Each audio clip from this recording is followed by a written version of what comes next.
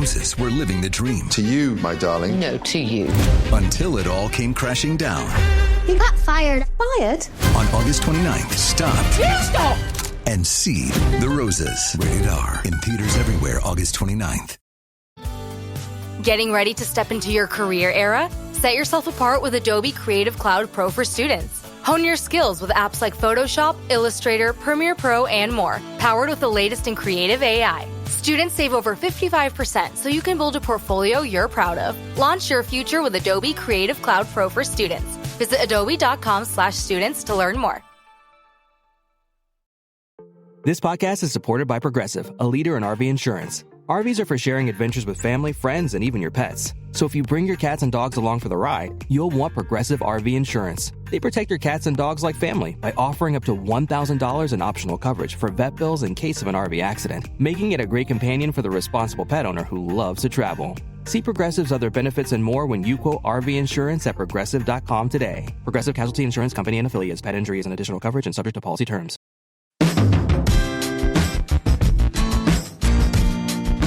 Hey, this is Tony Ruggiero. Thanks for listening to the Tour Coach here, wherever you get your podcasts, as well as, on the radio, WNSP in Mobile, Alabama. The next few Tour Coaches that come at you are going to be a little bit different in the fact that last week at the PGA show in Orlando, Florida, we hosted a cocktail party, kind of got back to doing this. We used to do this back in the day, but somewhere around COVID or so, we kind of slowed down and quit doing it. But we hosted some of our friends, some of the great instructors, some of the best minds from around the instruction world. We all got together at Cuba Libre Bar and Restaurant right there on International Drive near the convention center, and it was an epic night. But what we did is we set up a little booth at the back, and myself, but in particular Jackson Koert, one by one brought some of these minds to the back, sat down, and had a little 10, 15-minute conversation. And now my producer, one of the good dudes here helping us keep all this stuff going out, Clint Crouch, has put these together to roll these out over the next few Tour Coach episodes. So what you're about to hear is myself or Jackson Koert sitting down with some of our friends, some of our guests, and taking an inside look at the instruction world, the golf world, what goes on at the PGA show, and everything to help you play better golf, teach better golf, or enjoy the game, as always, is here for you on the Tour Coach. So I hope you like the behind-the-scenes look and some of the conversations that happened at the Tour Coach Pro Work Dew Sweepers cocktail party at the PGA show. I think you'll enjoy it. All right. I am privileged to welcome my next guest, Mr. Jason Guss.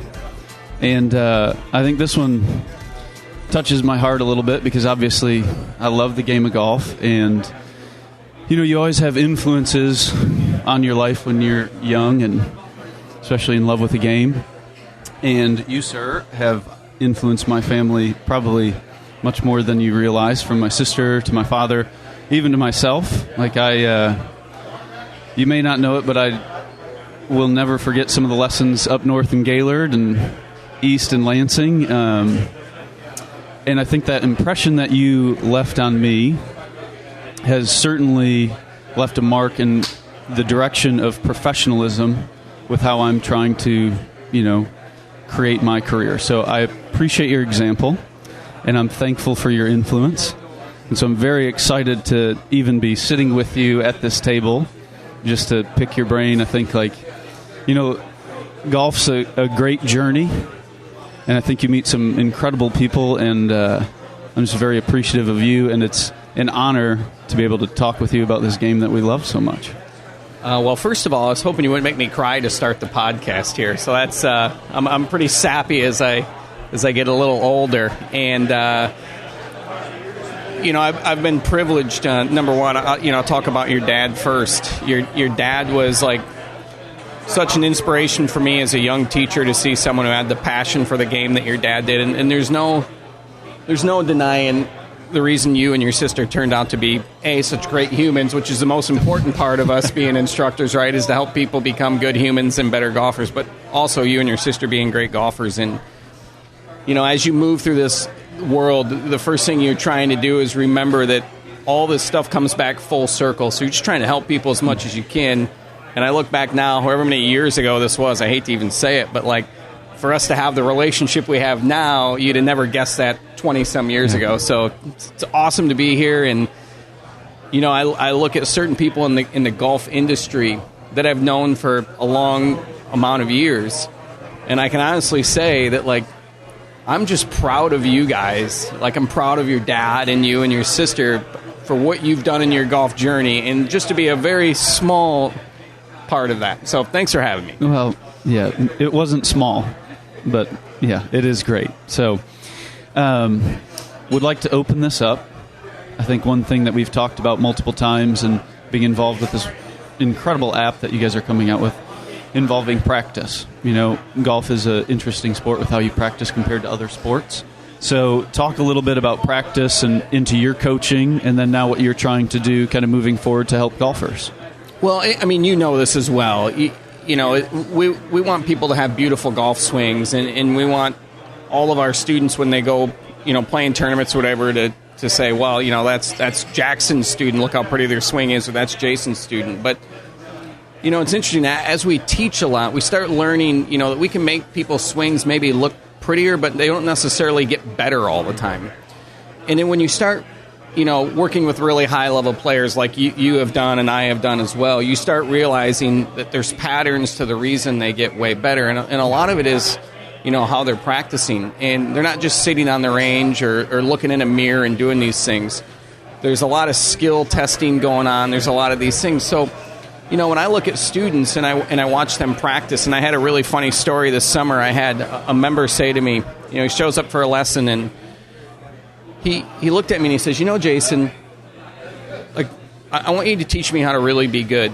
But he said it differently than most people do. Most people say that because that's kind of the question or the comment you're supposed to make. He had a different look in his eye about, like, this guy really is going to do whatever it takes to be good. And I jokingly said to him, if you really want to be good, I want you to look down this range and look what everyone's doing and go do the opposite. And it was a joke because, like, most of the people on the range are 15 to 25 handicappers. They're mindlessly beating balls. There's no process to what they're doing. And it's like, if you get to a tour range, that's not what's happening at all. So that's where, the app Golflytics kind of inspired me to create an app that's going to help people, guide them in how to practice properly, like tour players or Division I players or highly successful players. Mm-hmm. So in those skill challenges and developing those, some of the drills that you formulate, it doesn't matter what handicap you are, but you can change some of the parameters so that you can go from a 5 to a 3, from a 25 to a 20. Yeah, so every drill is going to have levels that you can move up. So, even if you're a level 1, which would be, maybe a novice beginner type golfer, it's great that you can go practice and actually see yourself getting better. Whereas if you're not measuring your practice, just like if you're not measuring your golf swing, we have no idea if you're actually changing things or not.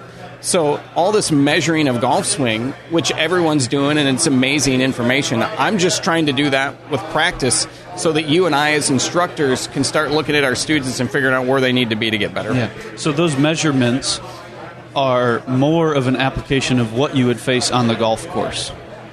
Yeah. So, for example, you and I may have different swing philosophies, per se. And Butch Harmon may think differently than I do. And Tony may think differently than you and I do.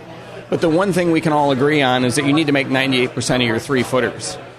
So if, as a teaching industry, we all agree on these statistical parameters, and we can get people to practice towards those, then we can apply whatever philosophy we want to help them get better at those statistics. Love that. Okay.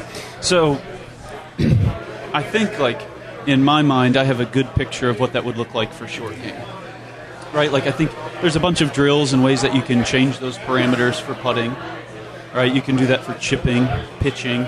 But if you're on the driving range and you might have different swing philosophies or you're working on something different, how do you take that application and transfer that to the golf course with some of those measurements or games? Well, I mean, one of it is just measuring centerness of contact, right? Like, where are you hitting the ball on the face? And you can do that with, face tape or face spray.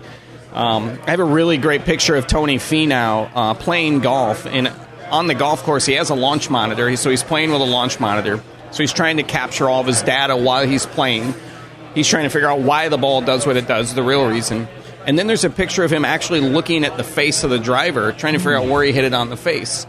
And I jokingly say with all my students, I'm like, look, if Tony Finau has to look where he hits it on the face all the time, we all should be looking where we hit it on the face all the time.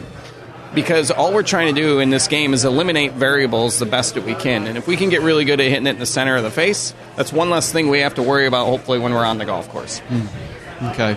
And so from there, you can go into different applications from short irons to mid irons to long game. And obviously, you can do stuff with targets where you're trying to gamify that practice on the range with that same application to the golf course. Maybe it's winds and different pins and different distances.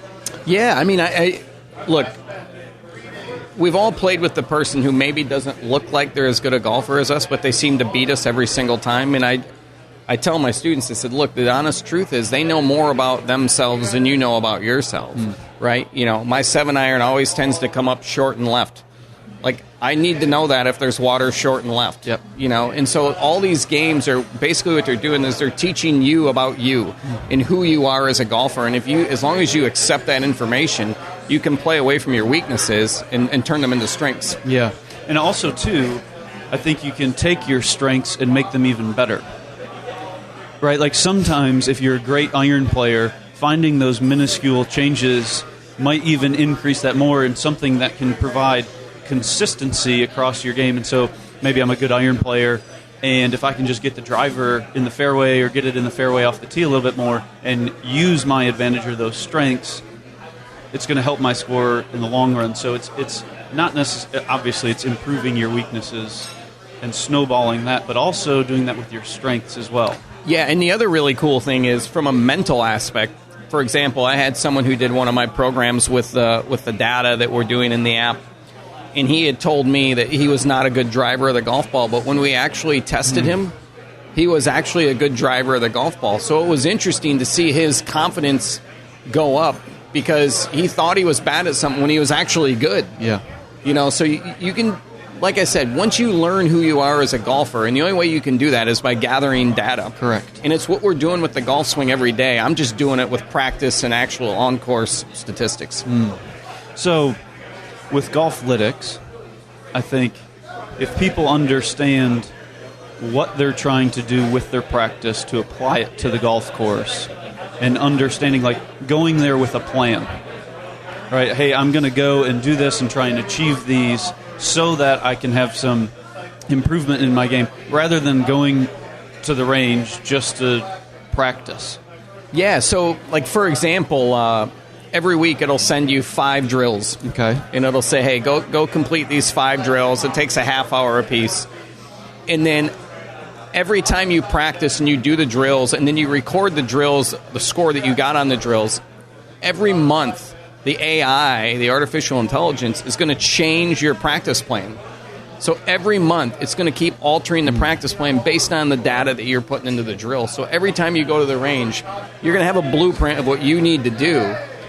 And the main reason I wanted to do this, and you'll understand this, 10 times, we both have a lot of students. And for you and I to be constantly writing practice programs for every individual student, it's too time-consuming. But it's a very critical part of improving. So that's what I was trying to do, is bridge that gap from the instructor to the student to say, hey, here's what you need to do, and then we're going to keep checking to see how you're doing on those drills. Yeah. And one of the things I like about Golflytics, too, and what it's trying to do is I'm going to use an example that Tony talks about all the time. So this is not me, but so when he worked with Lucas Glover, phenomenal ball striker, and was struggling a little bit with short game. And what they did for an entire year was they called it the gauntlet. And they would put, I think it was like $5 or $10 on it every time, whether Tony was there or not. And it was just a game that he would play on the chipping green, and he would also play it in practice rounds. And the year he made it to East Lake, so he made top 30 on the PGA Tour. He was number 2 in the PGA Tour in scrambling. Yeah, I mean, that's massive, right? And the more you do anything, the more confidence you build in it. And we could go to, back in the old days, you remember Phil used to make 100 3-footers before he left the practice screen every night. I'm not saying the average person needs to do that, but if you try to make 23 footers every night and you start by only making 2, and then 2 months later you're making 15, your confidence over 3-footers is going to get greatly improved. Now, if you're not actually tracking that you're doing that, you don't necessarily know you're getting better at something. Yeah. It's funny, too, like working with juniors, I've got an after-school junior program. And I've noticed, like, I try to do a little bit of technique stuff early, and then 10 minutes in, I'm like, what would you guys like to do? Do you want to do this, or would you like to play a game?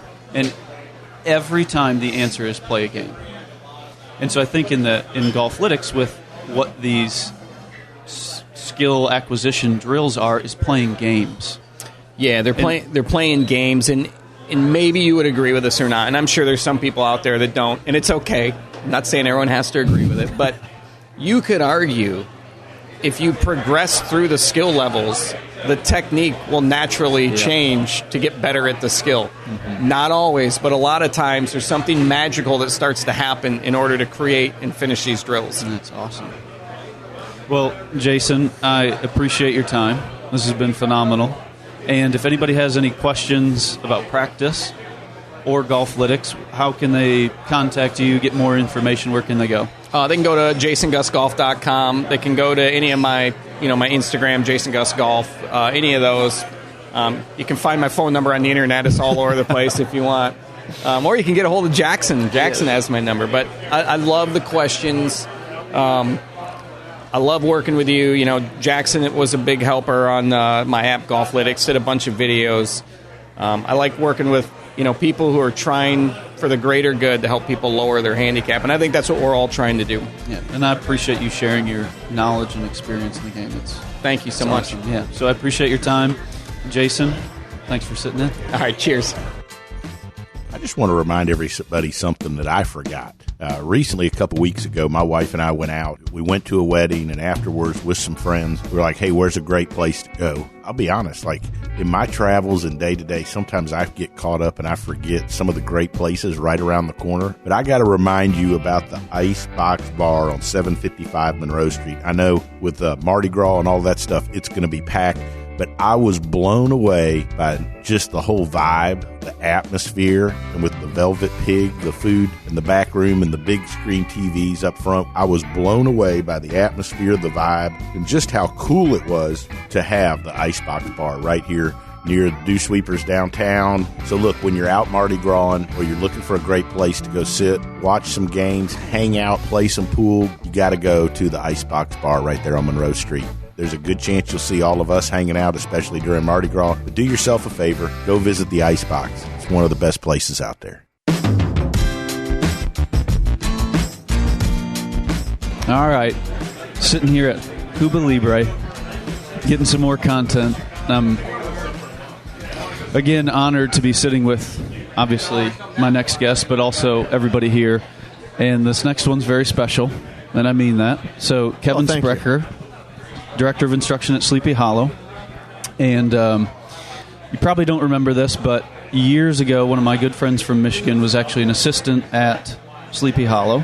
And I stayed in the housing behind Sleepy Hollow, played 2 days there, actually got to meet you. And this was when I was in college, kind of didn't have any direction, knowing what I was going to do. Obviously, I loved golf, wanted to play, thought about coaching. And the assistant there, Kyle Holmes, raved about you. And so from, I think then on, that would have been 2010 or 11. I remember Kyle. Yep. I always would follow what you did and the stuff that you would put out, because you've kind of been on top of that in a good way, sharing what you've learned from Jim McLean, which is what we're going to get into in a little bit. But I think as a young instructor, having a great model of what a professional golf instructor is in yourself, and also your wife. Yeah. So I appreciate that, and I just wanted to welcome you, and we're going to open this up to some of the systems and coaching, but give us a little shout out. Well, thank you. It's I do remember. I remember Kyle. I don't remember when you were there, but that's because I'm old and I don't remember very much. But I've enjoyed our relationship over the last few years. We reconnected a few years ago, bringing some groups down to Frederica, and now where you are now. So and watching you grow up and mature as a coach has been a pleasure. And don't sell yourself short. You're a good coach yourself. Well, I appreciate that. And one of the things Tony's always pushed me to do is observe other coaches. And it's interesting to see how coaches share information when you're observing, right? Like sometimes you're a little bit of a fly on the wall, which I 100% understand because they've got a paying customer in front of them that they're trying to get better, and you're just there to observe. Right. But in the times that I've spent around you, your willingness to share and make sure I'm understanding the information that you're trying to get across to the student and why has been phenomenal for my understanding.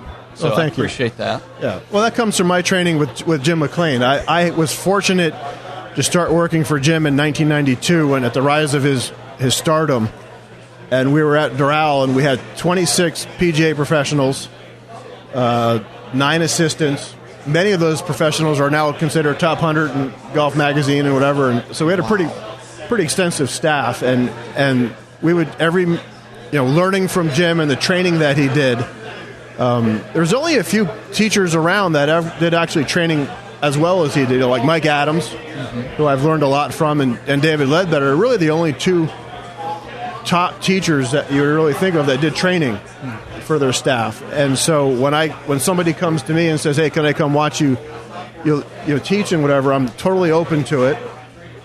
But I do like them to sit back because I don't want them to interject, but I want them to understand what we're doing because it's important. Yeah. I think. Yeah. So share a little bit about your upbringing under McLean and his system and how he groomed those players, because he had how many teaching professionals under him? 26. 26. So he had to have 26 instructors under him that are obviously under the same likeness of understanding and coaching application. So right. Talk to me about that grooming. So Jim's idea was our meat and potatoes were golf schools. Students would come down from all over the country, or the world for that matter, spend 3 days with us, and he wanted to make sure that the message that they were getting was the same from all of our instructors. So when we were doing a golf school, we had a certain, not really a method, but a system that we would teach everybody in. And we all had the same language. We might have presented it differently, sure, but it was all the same thing. So when you went from one person to another, you didn't get something different. When we did our own lessons, we were kind of on our own if we wanted to be. But in the schools, everything had to be according to his plan. And so we'd have staff meetings every Monday. We talked about his system. His 8-step swing book was kind of the basis of everything that we did, and all of his books. And actually, the meetings were pretty tough. You talk to anybody that worked for Jim, and I'm sure you've heard stories about it. The meetings were pretty intense. And like even somebody like myself that was a seasoned instructor, you call on you, and you get a little nervous in front of 26 people, and Jim's sitting there staring at you and saying, "All right, how would you do this?" So, but he hammered it in on us, and we didn't know what was coming up, but we knew something was coming, and it really helped me just kind of down the road. Like even now, to this day, like I said, my wife was a gym Clint instructor, and we'll sit down and talk about things at dinner and say, Jim really did, and we really need to be thanking Jim out of every lesson because of the way he trained us. And it's important for young instructors, I think, to get an idea of what they want to do. And like you said, going from different teachers and learning what they want to hear and hear. I went to teachers that I believed in, and I went to teachers that I didn't agree with, just to hear both sides. And I tried to formulate my own ideas. But the basis of everything was Jim's system, which to this day still holds true. I mean, if you go to Jim and you took a lesson or a school from him today, it'd be the same as it was when I started with him in 1992.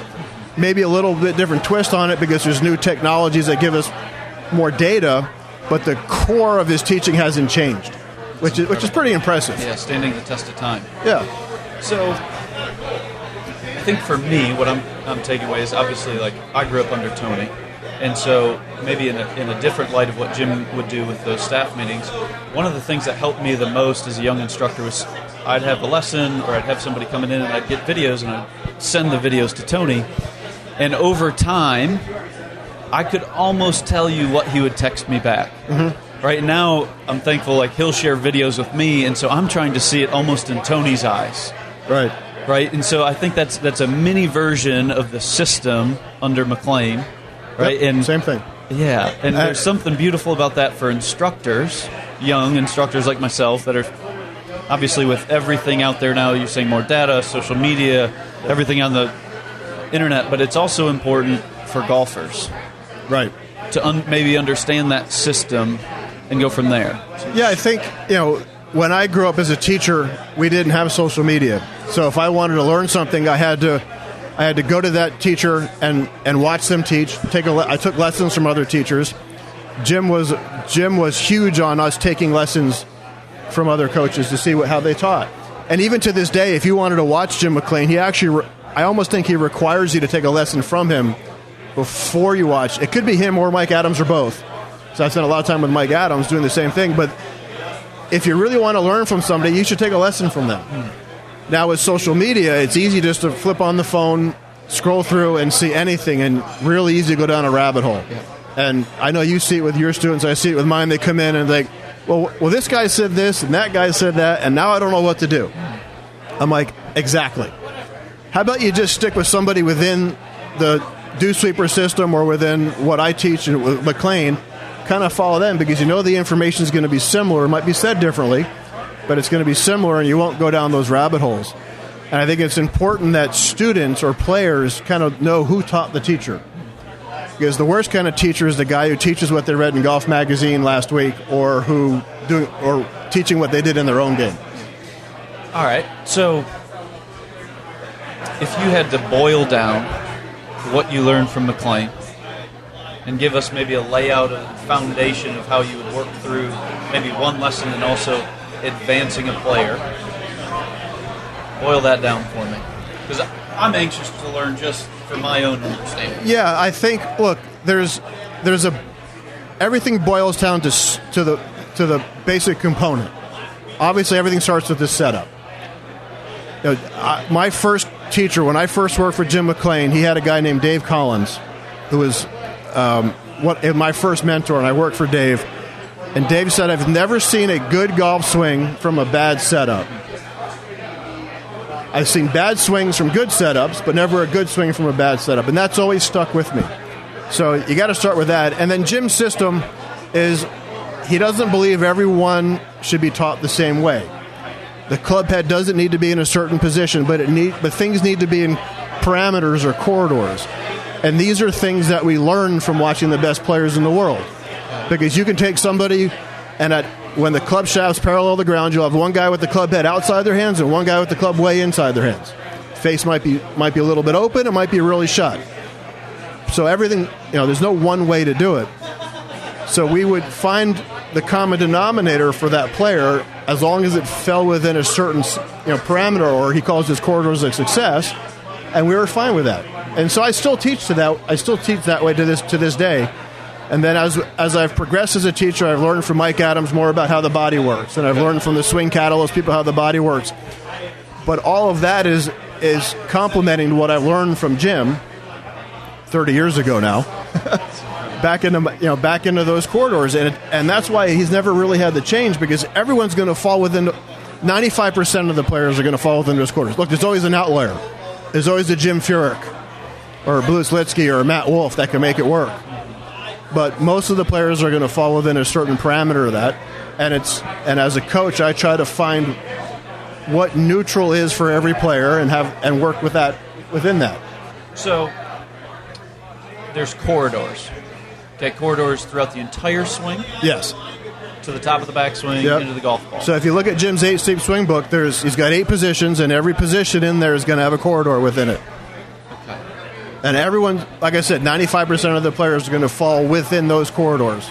And then it's about figuring out how each person needs to maybe get more into those corridors. Right. And that's where the coaching part comes in. Okay. Right. So we know where they should. We have an idea where they should be, and it's how do they get there.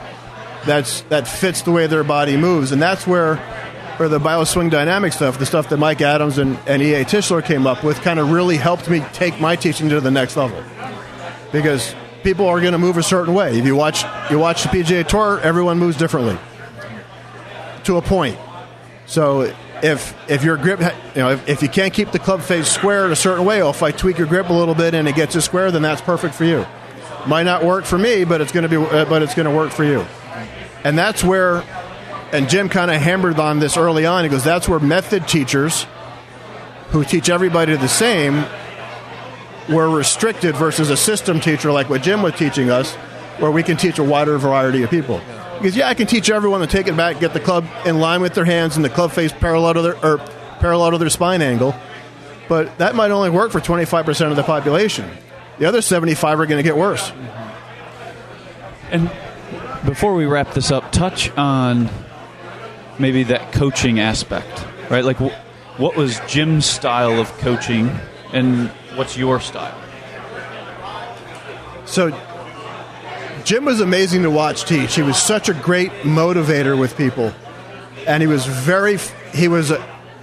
terrific with handling certain situations and people within his teaching. He was very complimentary, but he was tough. So it was like tough love in certain cases. He made people do things that he didn't think they can do. When they got it, he was very supportive. And if it ended up being too hard, he would modify it a little bit. And I feel like I do the same thing. I don't like to sugarcoat things. You're either doing it or you're not doing it. And if you don't think you can do it, I'm going to try to push you because I think you can do it. And if you still think can't do it, then we'll modify it a little bit. Because it depends on the player. Different players have different goals. Do you want to are you recreational golfers where they're going to practice once a week and just go out and play? Are they serious junior golfers that are going to practice a lot? So that's where the coaching side comes in. You have to kind of identify what the player wants and needs. And that's, I think, part of any lesson is there's an interview process. What are you here for? What do you want to do? What are your goals? How much time do you have to practice? If I get the Wall Street guy that's cranking out, or a lawyer that's cranking out 90 hours a week, and their practice time is the 10 minutes before they go play, that's a different lesson than if I get the person who's practicing 3 or 4 days a week. It's got a simulator in their house and they're grinding on it. That's beautiful. So we have to learn to adjust. Yeah. Coaching the person in front of you. Yeah, that's awesome. N equals 1, as Ben Shearer would say. N is the individual. Yeah. Well, it's awesome to see Jim's influence on you. And I just want to say, obviously, Tony's had a massive influence on my career, but also my life, because there's a balance between work and life. And I'm now thankful to have a little one and raise a family, and you've got 2 kids of your own that you're raising. And whether you know it or not, I greatly appreciate the ability just to reach out and get some info from you and have this relationship. So I appreciate what your influence on me just as much as the dew sweeper standing right next to us with a glass of wine. Always good to get the Spreck effect. It's great, isn't it? Here on the pod, huh? It's the best. We didn't get him last time down because I got into the wine too early and we didn't get to do it. But Spreck effect's always good, always welcome on the pod. Good night here. Well, thanks, Tony. Thanks for having me. It's always fun to work with you. Pack? I mean, do you need a pivot pack? I might need a pivot pack. So, for everybody listening out there, they're going to want to find more information on Kevin Sprecher. How do they do that? My website's kevinsprecher.com. Instagram is Kevin Sprecher Golf, or all my social media is Kevin Sprecher Golf. Easy to find. And that's it. And then, look, I appreciate having you as a friend and a colleague, and your insight on certain things, and you're trained differently than I am, and I like to hear your thoughts on things, and so I appreciate your knowledge as well, and you're willing to share it. That's great. And I look forward to future collaborations. I can't wait either. Thanks for sitting in. Thank you. I hope you enjoyed this edition of The Tour Coach and this conversation that we brought to you about playing, learning, and teaching the game of golf. We'll be back next week with another edition of The Tour Coach. In between now and next week, make sure you follow us on our social channels. You can always find me at The Dew Sweeper on Instagram, or go to our YouTube page where you'll see a scene and a video from my teachings daily on our YouTube channel. You can find that by looking up Tony Ruggiero and the Dew Sweepers on YouTube. Until then, make sure you follow and check out everything Tour Coach and all our sponsors, Srixon Cleveland Golf, Bushnell, Vineyard Vines, and Buick GMC. I'll be back next week to help all of us appreciate, learn, and enjoy the game of golf.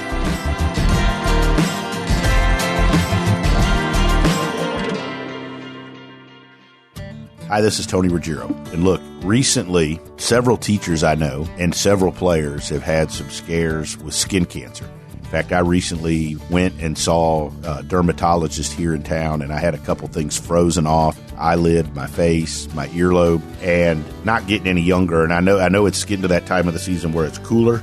But look, being in the sun is a real deal, and I've not been very good, to be totally honest, my whole career at using it at all, because I didn't like how greasy it was, how hard it was to get off your hands, how it clogged up my pores. And then I found this sunscreen, Visor Skin Care. It's clear, it goes on, it doesn't dry you out, it isn't greasy, it's like you didn't put anything on it. By far, it's the best sunscreen I've ever used. Without a doubt, is the easiest to use.